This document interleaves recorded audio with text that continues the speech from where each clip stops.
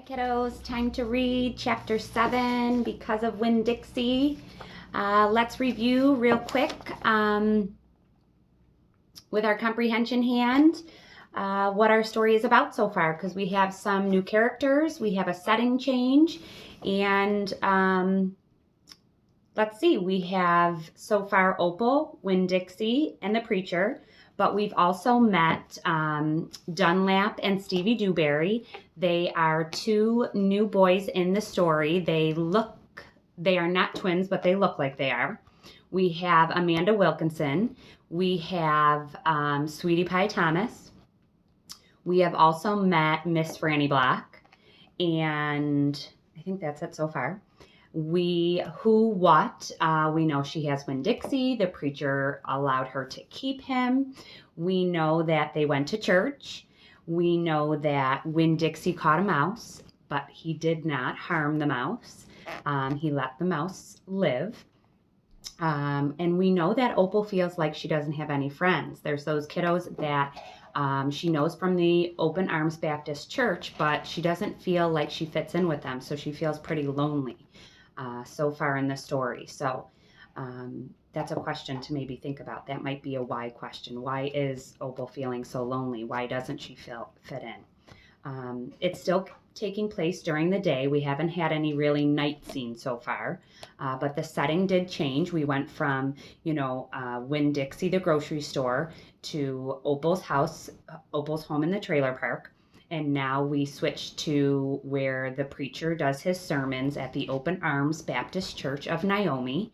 And then we even scooted to the library where Opal goes to read and take out her books. It's called the Herman W. Black Memorial Library. There's a lot going on. It's hard to remember. And Miss Franny Black owns that library. And we met her, and it was kind of a funny story because Winn Dixie wasn't allowed in, and she thought it was a bear. And we wonder why she thought it was a bear. Another good question is, why did she think it was a bear? Because she said she had a bad experience with a bear before coming into the library. And they were just about to sit down when I finished reading for her to tell her this long story. And one of our how questions you might be able to ask yourself is, how does the preacher feel about Winn Dixie coming to stay with them? And we might learn more about that later in the story, how Winn Dixie comes to stay with them and what things happen while he's staying with Opal and Winn Dixie. Or how does, we could even answer this one, how does the preacher feel about Winn Dixie coming into the church in chapter 5? He didn't allow Winn Dixie to come in at first, but then he hears him howling outside, and then he lets him come in and listen to the sermon and relax with the congregation until he makes a big fuss with this mouse. So that was kind of a fun part of the story. But we leave off with Opal sitting with Miss Franny, ready to hear the story about this so-called bear that came into the library a long, long time ago. So join me with chapter 7. Back when Florida was wild, when it consisted of nothing but palmetto trees and mosquitoes so big they could fly away with you, Miss Franny Black started in. And I was just a little girl no bigger than you. My father, Herman W. Black, told me that I could have anything I wanted for my birthday. Anything at all. Miss Franny looked around the library. She leaned in close to me. I don't want to appear prideful, she said, but my daddy was a very rich man. A very rich man. She nodded and then leaned back and said, and I was a little girl who loved to read. So I told him, I said, Daddy, I would most certainly love to have a library for my birthday. A small little library would be wonderful. You asked for a whole library? A small one, Miss Franny nodded. I wanted a little house full of nothing but books, and I wanted to share them too. And I got my wish. My father built me this house, the very one we are sitting in now. And at a very young age, I became a librarian. Yes, ma'am. What about the bear? I said. Did I mention that Florida was wild in those days? Miss Franny Black said. Uh-huh, you did. It was wild. There were wild men and wild women and wild animals. Like bears. Yes, ma'am. That's right. Now I have to tell you, I was a little Miss Know-It-All.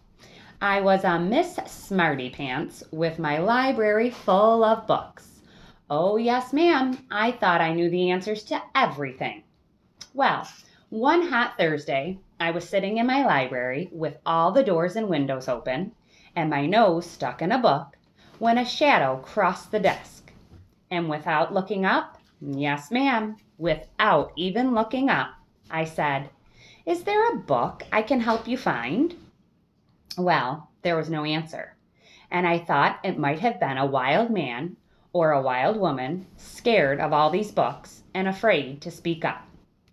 But then I became aware of a peculiar smell, a very strong smell.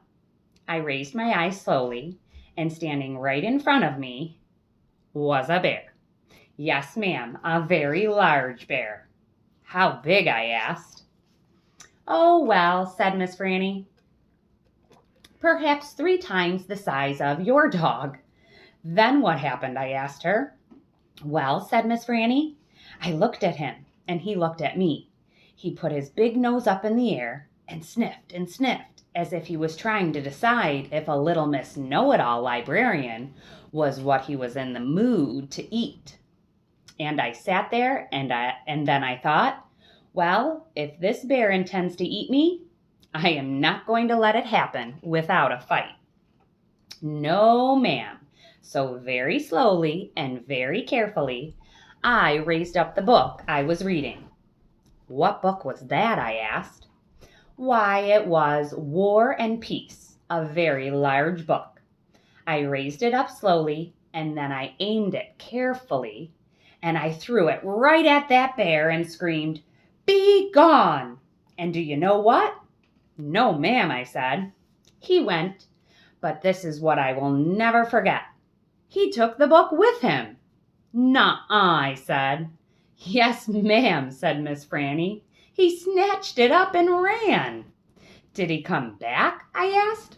No, I never saw him again. Well, the men in town used to tease me about it.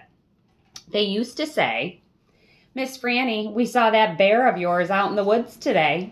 He was reading that book and said it sure was good, and would it be all right if he kept it for just another week?" Yes, ma'am, they did tease me about it. She sighed. I imagine I'm the only one left from those days. I imagine I'm the only one that even recalls that bear. All my friends, everyone I knew when I was young, they are all dead and gone. She sighed again. She looked sad and old and wrinkled. It was the same way I felt sometimes, being friendless in a new town and not having a mama to comfort me. I sighed too. Winn Dixie raised his head off his paws and looked back and forth between me and Miss Franny. He sat up then and showed Miss Franny his teeth. Well now, look at that, she said. That dog is smiling at me. It's a talent of his, I told her. It's a fine talent, Miss Franny said. A very fine talent. And she smiled back at Winn Dixie. We could be friends, I said to Miss Franny. I mean, you and me and Winn Dixie. We could all be friends. Miss Franny smiled even bigger. Why, that would be grand, she said. Just grand. And right at that minute, right when the 3 of us had decided to be friends, who should come marching in to the Herman W. Black Memorial Library but old pinch-faced Amanda Wilkinson. She walked right up to Miss Franny's desk and said, "I finished Johnny Tremain, and I enjoyed it very much. I would like something even more difficult to read now, because I am an advanced reader." "Yes, dear, I know," said Miss Franny. She got up out of her chair. Amanda pretended like I wasn't there. She stared right past me. Are dogs allowed in the library? She asked Miss Franny as they walked away. Certain ones, said Miss Franny. A select few. And then she turned around and winked at me. I smiled back. I had just made my first friend in Naomi, and nobody was going to mess that up for me, not even old pinch-faced Amanda Wilkinson. Chapter 8 tomorrow. Thank you for joining me. See you soon. Thinking of all of you. Miss you. Bye.